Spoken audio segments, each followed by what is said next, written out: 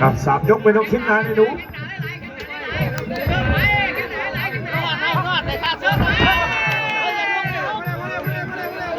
โอ้หน้าอกนี่เป็นลูกแมงคามนะครับแล้วมันมีสักลูกแมงคามโอ้โหนับเลยครับโอ้เจ็บแล้วบอสเลยดูหน่อยเดี๋ยวมันจะกลับใจสูง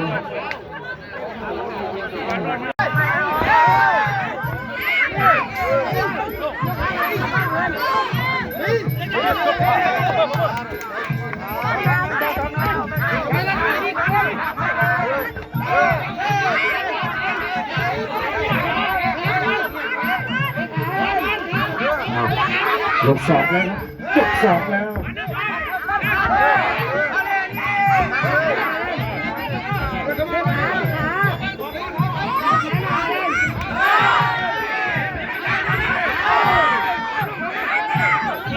ที่2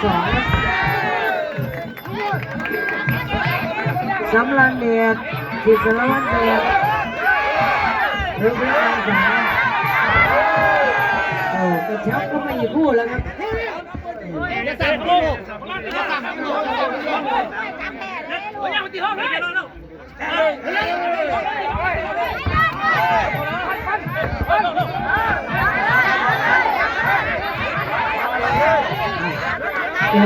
ยก 2ครับยก 2 6,000ครับแล้วนั่งเลยหน้าบ้านอย่างนั้นเลยสีสันเยอะครับแดงนี่ทีมงานอาจารย์สุนทรยานมณีช่างอ้วนเลยครับ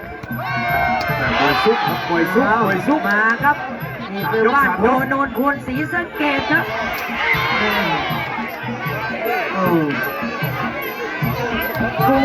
คู่พิธีการ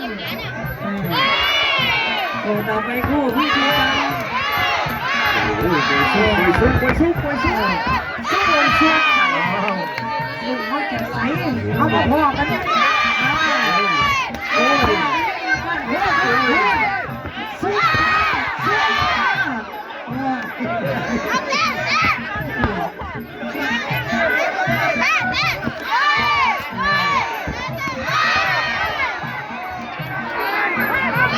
ไม่ธรรมดานะสบม28นักเหรียญทองเนี่ยสากลสมัครเล่นคู่นี้ครับสุดเจอสักคู่มาบอกแล้วให้เจอกับเขาก็ถือว่าให้ขึ้นต่อสู้บนเวทีแล้วซูมกับซูมเดี๋ยวไปพวกพิธีการมาไวยังไม่ออกอาวุธครับ9,000ศึกดาวรุ่งสิงห์พิบูลเบิร์ดเดย์นัดเบิร์ดเดย์ครับ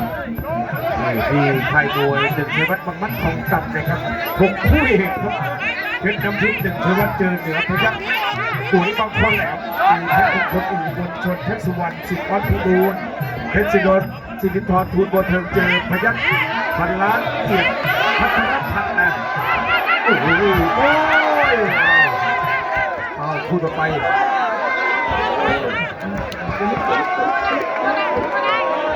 เก็บโอ้ย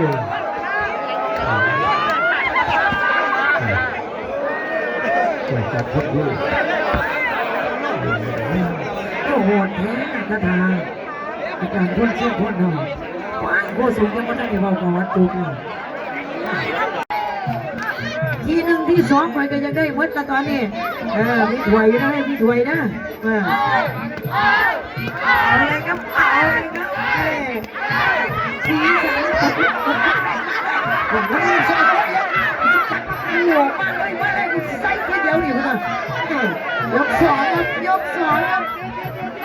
คู่สีสันกับพี่น้องนะได้คือใจเสียไป คู่เลยยกสองเก็บสี่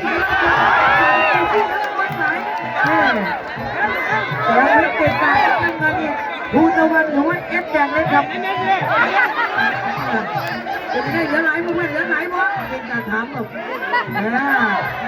จะพูดแต่ว่ามันเข้ามาเลยเพื่อนเข้ามาเลยเหลืออีกหลายพลังหมูหักนี่สอน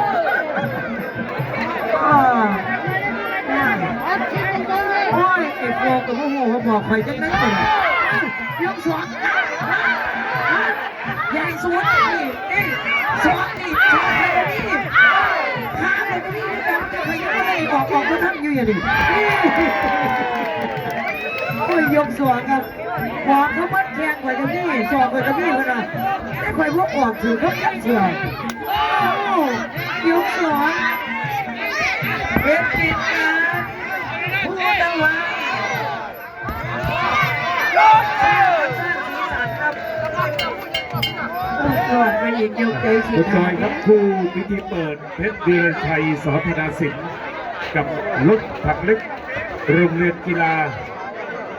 อบจนครพนมนะครับข้างละ14,000ลงตัวที่28,000นะครับคู่พิธีเปิดครับ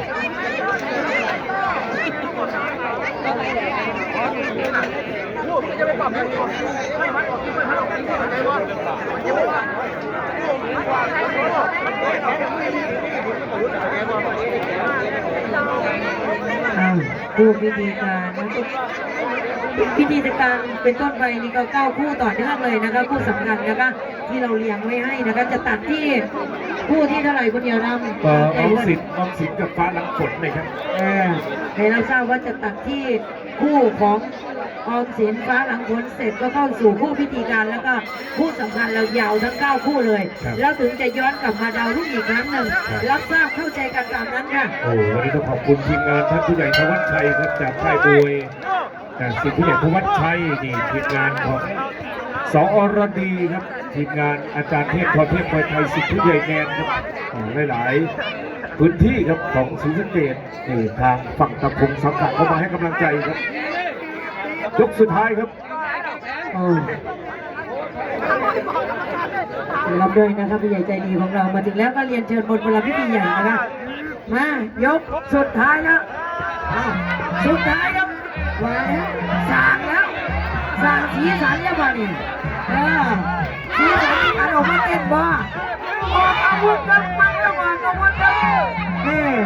เห็นเก่งกันภูตะวันยกสุดท้ายครับมีอะไรออกอีกบ้างตอนนี้นอกจากจะออกเงินอาวุธมีไหม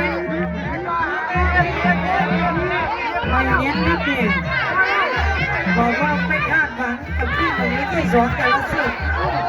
ให้มันได้ครับได้ใจMC เพื่อได้อาวุธคู่ต่อสู้เด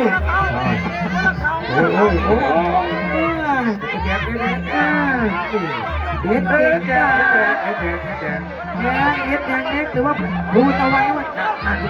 ผสมสัญญาณถ่ายมูกูเนี่ยผสมสัญญาณถ่ายมูกูเนี่ยต้องว่าการส่งสัญญาณถ่ายเขาถ้าขบวนในเวทีการนะครับพี่น้องนะอย่าบอ